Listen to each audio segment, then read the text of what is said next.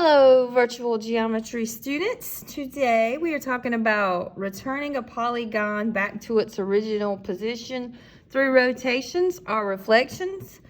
This is the cheat sheet for this section. I have attached that in your post on Teams.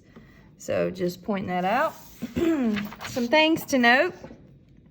If it is a regular polygon, it will rotate back onto itself n times in a complete 360-degree rotation, where n is the number of sides. So a square has 4 sides, so that would mean 4 times.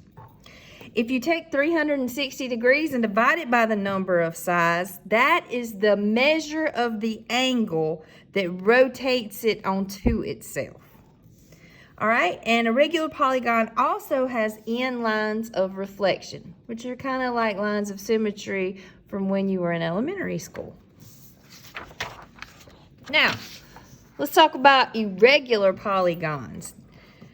They have fewer rotations that map them back onto themselves. Some may only overlap itself when it does a complete 360-degree turn. So nowhere in between is it lining up with where it was.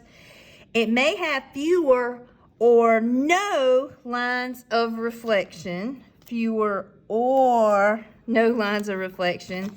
And if its diagonals are perpendicular bisectors of each other, so that means lines that intersect to form 90-degree angles and they cut each other in half, it may be reflected onto itself across the diagonals. Maybe. Let's do some examples like the ones from the lesson. All right, it says, a regular decagon rotates counterclockwise, so about its center.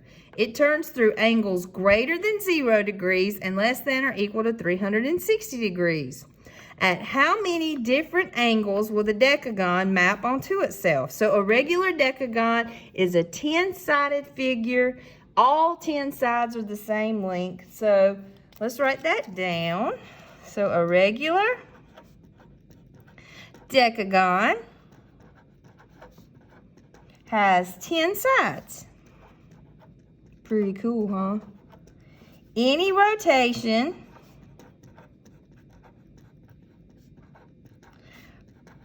by multiples of, so let's think back to that formula where we had 360 degrees divided by the number of sides. So if we took 360 degrees and divided it by 10, because a decagon has 10 sides, we get 36 degrees. So any rotation by multiples of 36 degrees about the center maps the decagon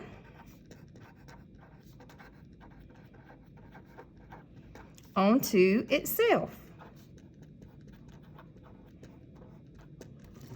So every time you take the decagon, you turn it 36 degrees, it looks just like it did before you rotated it. It's right back on top of where it was. Okay? Let's look at another one. This one says, which figure, when rotated 360 degrees, so all the way around one time, maps back onto itself 4 times? So first we have a trapezoid, and I mean a trapezoid can be like this. It could be an isosceles trapezoid. It could be like this. Either way, it's not a regular polygon, and this definitely is not going to map back onto itself 4 times when it rotates 360 degrees.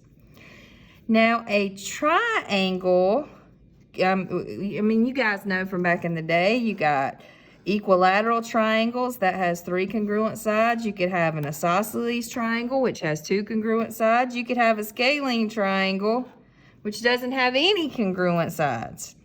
Either way, it's a 3-sided figure and is not going to map back onto itself 4 times. A rectangle, which is a parallelogram with right angles, correct?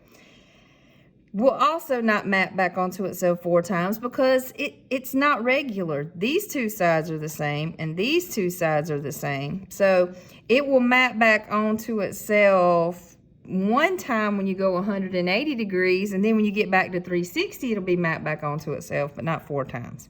Now let's think about a square. Now a square, whoops, a square is essentially a rectangle and a parallelogram. It is also a rhombus, but it's also a regular polygon. It has 4 congruent sides, it has 4 right angles, and therefore it will rotate back onto itself 4 times because it is a 4-sided regular polygon. Okay, so ding, ding, ding, that's the answer. All right, let's do one more. The last one says to identify the number of lines of reflection that will reflect the shape onto itself. So remember, I said this is kind of like from elementary school when you learned about lines of symmetry. So we're just looking to determine how many lines of symmetry or lines of reflection we can draw on this shape. So this is a rectangle. You can draw one line of reflection directly down the middle. When I fold this paper over, the 2 sides would be exactly the same. I can also draw a line of reflection across the middle this way. Same deal, if I folded or reflected this from one side to the other, they would perfectly line up. So the rectangle has 2 lines of reflection.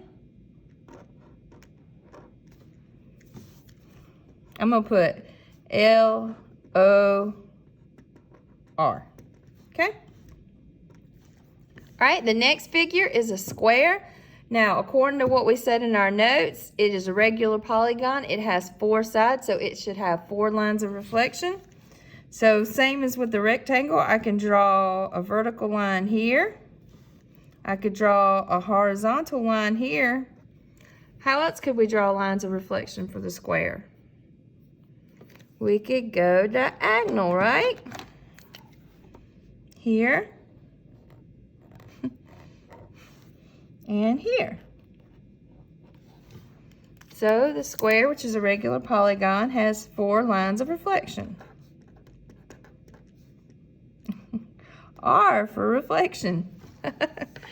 All right, and then the last one, I know I'm no artist, right? This is a trapezoid. It's not an isosceles trapezoid, so this side is not congruent to this side. Is there anywhere that I could draw a line of symmetry, or anywhere I could draw a line and fold this shape up and the 2 sides would match? The answer is no. So there are 0 lines of reflection. All right, I hope this helps and you have a wonderful rest of the day.